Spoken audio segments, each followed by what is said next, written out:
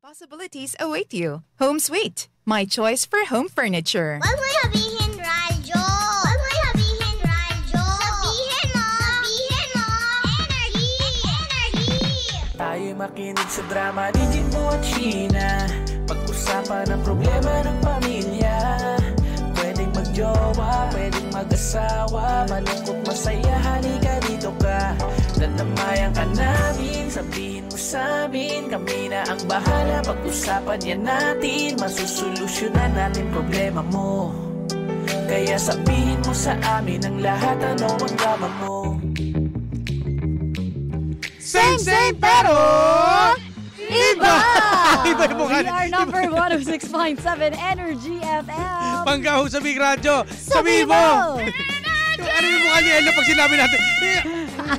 Ayaw niya. Okay, ayaw niya. Anyways, magandang hapon mga pangga. Ito, nakaraosan naman tayo ng araw ng Miyerkules at ang oras natin, partner, 5:29 na. Yes! Hello naman sa mga pangga natin. Kamusta naman kayong lahat? At sana hindi kayo ulanin ngayon. Hindi naman siguro maulan. Wala naman, no? Pero may bagyo. May bagyong parating na natin. Pero alam mo, kadalasan nangyayari sa atin, kapag ina-announce na may bagyo, doon walang ulan. Pansin mo, no? Pero ako mas naniniwala ako doon sa panalangin mo. Mas nakakatotoo. Ayoko na. Huwag ka lang magsalita. Hindi na magsasalita talaga. Ang dami nadadama. Ay, live po daw tayo sa TikTok ng Energy FM. Yes. I-search lamang po Energy FM 106.7. Tingnan nga natin. Ayan. Dali. Hello po sa lahat din ng mga timbahin natin. Kamusta? Ano bang ulam ninyo ngayon? Alam mo, parang ang sarap ngayon ng ang tawag dito, galunggong or kaya Ito tuyo. Ay, oo. Tapos nakakamiss din kumain pala ng ng itlog na maalat. Nako, Ayan. napakasarap. Gusto ko din yan. Parang kasi puro lalang karne, puro lalang, 'di ba, mga paborito natin. May iba naman yung mga minsan lang natin makain. Totoo. Ano ba yung mga minsan mo lang makain? Every Friday kasi yun eh. So, yun, every Friday, masarap. Ganun ba? Yung mga galunggong. Sinabi ko na nga, di ba, galunggong? Sa akin, yun may miss ko nga. Okay. Galunggong, tapos itlog na maalat. Tsaka yung adobong sitaw. Yun ang nami-miss ko yan. Perfect yan. Munggo, ikaw. Munggo, pwede Madalas rin. Madalas nagluto every Friday. Kahapon nagmunggo kami. Yun yung kinain ko. Hindi naman po kasabihan kapag Friday, munggo lang talaga ang ulam natin. Puro munggo lang tayo. Oy, nako. Eto na. Ano nga bang drama natin for today? Ito drama to ng na mag-estudyante to. Ano sabi ng estudyante? Kasi ito si ate, graduating na sila. Graduating. Ito, ang malupit nito, yung jowa niya, gwapo naman. Okay. Wala talagang mahiling at napakaputi daw. Kaso ang problema, classmate niya eh. Classmate niya ngayon. Maputi, gwapo. Kompleto na, nasa kanya na lahat. Kaso boplex eh. Kaya ngayon, napapaisip si ate, mahina utak. Hindi, okay. Napapaisip daw si ate ngayon kung eto ba yung magiging future husband ko? Boplex pala to. Kasi sa tuwing doon may recitation, laging, mali. Laging walang say. So ngayon, napapaisip siya, graduating na partner eh. So, nasa na sila, patrabaho na eh. So, kung sila pa rin, ano ba magiging future medyo niyan? nakakakaba yung ganyan. Hindi lang medyo Para kasing ang yung pag-uugatan niyan, maraming sangay yan kapag medyo boplex ka, di ba? Given na gwapo, nandun na lahat eh. Yun nga eh. Si ate medyo medyo advance mag-isip eh. Okay. Ano magiging future ko dito? Paano yung magiging pamilya namin? Bubuhayin ba ako neto? Yes. Diba? Yun ang mga katanungan dyan. Diba? Kapag ganyan, hindi kala ko pag gwapo, handa magpakasal. Kahit walang hindi matalino, okay lang eh. Alam mo kasi kapag bata ka, parang ganun eh, no? Yung nasa isip mo, basta kunwari, gwapo, talented, sige, carry na yan. Hindi mo pa naiisip yung paano yun sa future. Yes, diba? At buti si ate, advanced na eh. Pero kasi, ano bang klase? Paano as in talagang kasi zero? Sa'yo nasa raw 4, parang katulad ko. Pero eto ang minsan kasi, ang nangyayari, diba? Kung sino yung mga nasa row 4, sila yung mga magaganda buhay.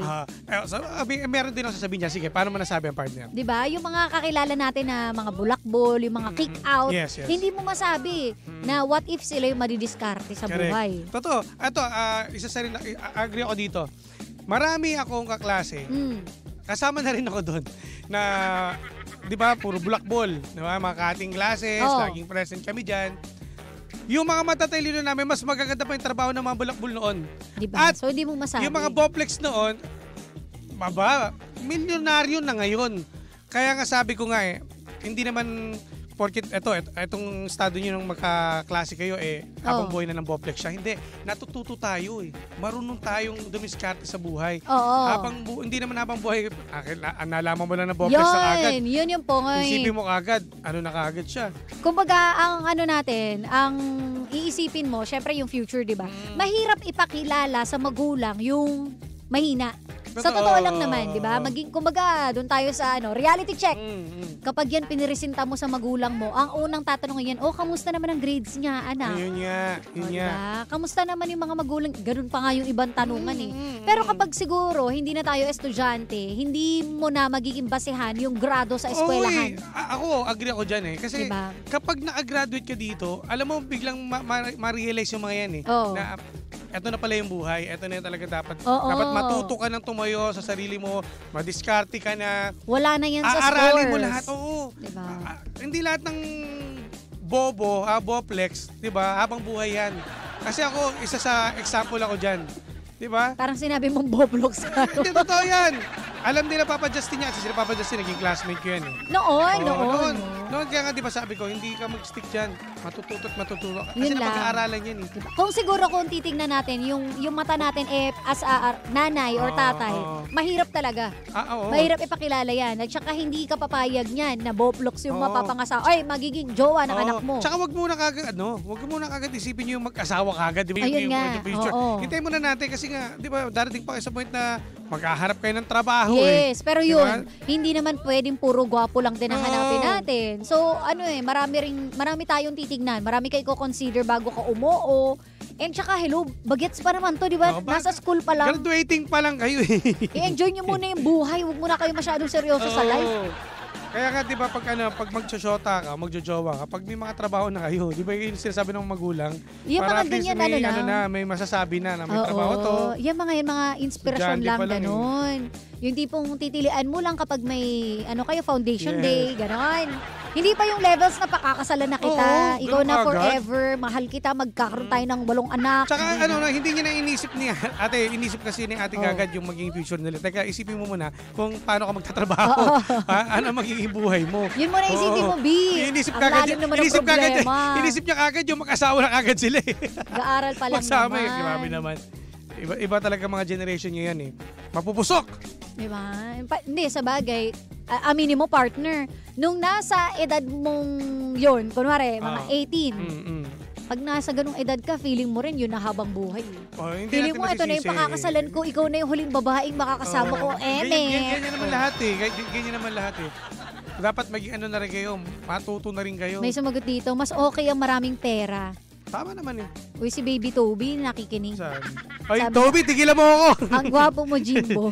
Tigilan mo. Paano to nga nanonood, umuwi na to, di ba? Oo nga. Maraming data. Mayaman si Toby. Mayaman. Pag Toby talaga, no? Sabi ko na nga, Tignan daw ang mindset ng intelligent woman. Hindi agad na-fall basta-basta. Nangunguna ang utak. Galing ni Criselda. Pero mas si masarap Criselda? sundin ang puso. Kilala ko to ba? Ano natin to Makakajak ka natin. Hello! Diba Tama naman. Kilala ko rin to. Mga mapupusok kasi. Okay, mapusok. Diba? Wala. Siguro lang. Yung senaryo kasi natin, estudyante pa lang naman. So, fun. Tsaka ako sa'yo, hayaan mo na. Huwag mo nang seryoso. Hayaan mo muna siya. May diskarte sa buhay yan. Oo. Magulat ka kapag yung... Iba kasi magiging sagutan natin kung graduate na siya Totoo. Iba nga. Iba Sa ngayon kasi, hello. Nag-aaral ka pa Hindi pa kayo tapos Marami pang pagkakamali. No? At saka marami pang darating sa'yo. Mali mo, hindi siya yun. Marami pang oras para i-enjoy ang pagkakamali. Hoy! Charis. Ang enjoy nyo, yung pagiging estudyante nyo kasi pag dumating na sa point na nagtatrabaho na kayo, baka sabihin nyo sa sarili nyo, sana estudyante na lang ulit. Diba ganun? Sana hindi na lang muna ako nag-boyfriend. Ganun. Hi, well, papel. So, yun lang, no? Ano yung pinaka-problema niya? Yung jowa niya, Boplox. Oo, yun lang. Yun lang, di Kapag ba? inisip ka agad yung future nila kung ano Oo. ano Okay mangyayari sa naman na kanila. nagtanong ka, sa totoo lang, girl. At least, di ba, aware ka na kailangan mo ng ganito. Kumbaga, nagsiset ka kagad ng standards ng lalaki na Grabe, gusto no? mo. Advance O di, ka. Alam mo, parang feeling ko, pagka-graduate nito, magpapakasal ka agad to eh. Magkakaroon ng agad ng asawa. Ayun yata yung goal niya eh. Makapagtapos ng pag-aaral, tapos mag-asawa na agad. Ganon. ang aga, ang Laktawan aga. na yung pagtatrabaho, no? Gusto yata ni ate maging housewife Kayo- na lang eh. Pero alam nyo bago kayo maghanap ng perfect guy, siguraduhin nyo na perfect din kayo para dun sa lalaking hinahanap Yun, nyo. oo. Mahirap na may naghahanap tayo ng gusto mo ng sobrang talino. Tapos gusto Tapos niya, ikaw. Tapos naiisip niya, no, na gusto ko maging matalino yung yung mapapangasawa ko. Kasi Oo. syempre, pag nagkatrabaho yan, magiging mayaman kami. Ako, housewife lang. Ganun kaya. Yun inisip siguro niya. Grabe naman to. Enjoy nyo ang youth ninyo. Tsaka sa panahon, Magtrabaho, tsaka sa mag-ipon. panahon ngayon, parang bibihira lang ako nakikita na sa mag-asawa yung lalaki lang nagtatrabaho eh. Pareho Ngayon, na ano, parehas madalas. na eh. Oo. Di ba? Nung araw kasi, medyo maya-maya mataas pang palitan nun eh. Ang pera natin Hindi, eh. tsaka noon, Mataas pa yung sanay value pa eh. tayo ng Ngayon, ganun. oo. Parang very traditional na Ang lalaki lang oo, lahat. ang mga babae, magiging housewife yan. Ngayon, Kasi mag-aalaga. Ngayon, parehas na eh. Iba. Ang mga babae ngayon ay lumelubel na. May sagot ako doon kay Annie. Kasi anong sagot mo? kay Milky, Anong sagot mo kay nag-away Milky? kami dati nun eh. Kasi Ay, ni Mil- oo, tapos? ang gusto kasi ni Milky, Ano? na housewife siya. Okay. Pero ang nag-ano ko, nahihirapan din. Mayroon din kasi sa aming mga lalaki na pag ang, umiyak, ang sahod ng umiyak ka trabaho na mo, magkano lang, Oo. tapos Tapos ano no work, nangyari? no pay. No! Hindi, nung araw. Totoo naman. Tapos, hanggang sinabi ko sa kanya, kasi si Milky kasi, Oo. maganda naman yung pinag-aralan niya. Pinagtapos niya. Okay. Ano yun? Ano nga ba yun? Bachelor of... Hindi, ano siya, HRM yata siya nun. Okay. Tapos, sabi ko, sanayang mo yung taon na diba, nag-aaral ka, Oo. kung hindi mo gagamitin. Tapos? Tapos sabi ko, ako lang lagi magtatrabaho. Oh. Sabi ko, ikaw rin. Lugi ako eh. Hindi, kasi minsan talaga, mataas ng bilhin ngayon. Ba't di mo abutin? Bumaba siya eh. Tapos? Gano'n nangyari? Ayun, na-realize niya na sa bagay tama. Parang iiyak ka pa. Oo nga eh. Kasi, ba't kasi ganyan yung background kasi kay ko eh. Nakakaya naman sa'yo, ah. Ba't ganyan yung Oo. tugtog na yan? Grabe mo, talino Hindi. nung ni Kuya Chico, ang dami pinipindot. Nalito ko. Game. Hindi ko matanggal taga. Tapos? Sa kabila kasi, iba yung pinipindot. Escape mo kaya? Ayan na. Ano ba nakakaya? Ano akala mo sa akin, Boplo? Hindi, nakakaya sa Monarch kung nakaharap dito, babatuhin tayo ng mic yan. Kaya ka eh. Oo. Pero yun nga, ang ano lang nun, ang nangyari sa amin, sa pag-uusap namin na at least meron din siyang ipon, meron din akong ipon. Diba? Para sa bata, sa future. Oo, di ba? So wag yung sayang, kung kaya pa, habang malakas pa kayo, Oo. magtrabaho. Nasa setup niya yan, Nasa okay? setup yan. You do you. Balik tayo kay ate. Ate, ikaw, mag-aral ka muna at Oo, magtapos, ha? Huwag mo natin pinoproblema to, Oo. nag-aaral ka pa naman. Nag-aaral ka pa, masyadong advance ka kagad. Ba yan? Si Jimbo daw parang naiyak. Ay, ba't naiyak ka nga, ana? Hindi, alam mo, Criselda, hindi talaga ako... Criselda, kamusta ka na? Flashback eh. Naiyak kasi si Jim, di niya kinakaya. Gifter pala natin to si Criselda. Uy, in fairness kay Criselda, Criselda. you're the best, Criselda. Salamat, Criselda. Ayan. Ikaw na. Ay, YOLO grabe, pinupuri muna daw. naman ako ni Criselda. Ang sabi ni Criselda. I love you na, Criselda. Wow! Close kayo! Oo. Sana all! Close kami, bakit? Hi, Criselds. Ako ipatawag ko sa kanya Ano? ngayon. Hi, Zelda!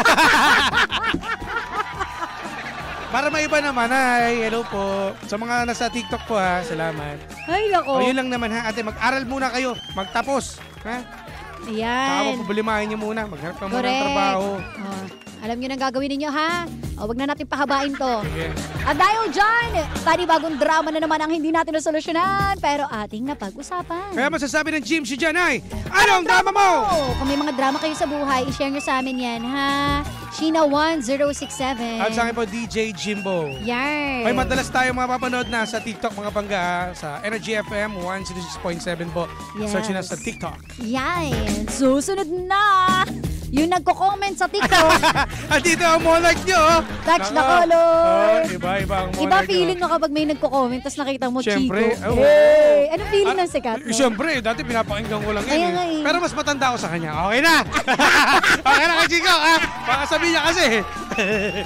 Ayan, nandito yan. Mamaya, tabayan nyo dahil ito na ba ito, susunod na. Susunod na, The Monarch of Philippine Radio.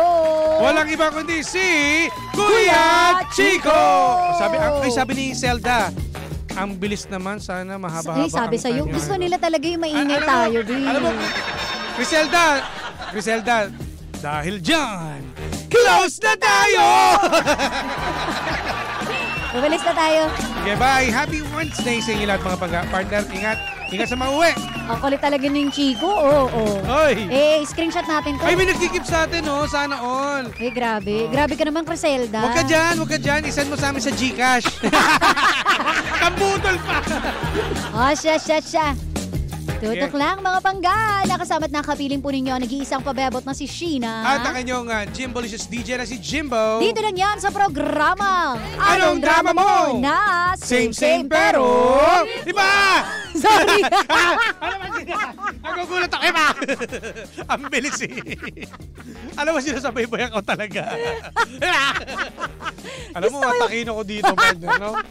Hinahabol lang din. Ang bilis ng pindot mo eh. Kasi tinatansya ko yung iba. Kaya ngayon bumibilis naman. Diba? Kaya pag pindot, takino ko sa'yo. Sige na. Ay nako. Tutok lang sa number 106.7 Energy FM. Panggawag sabing radyo, sabihin mo!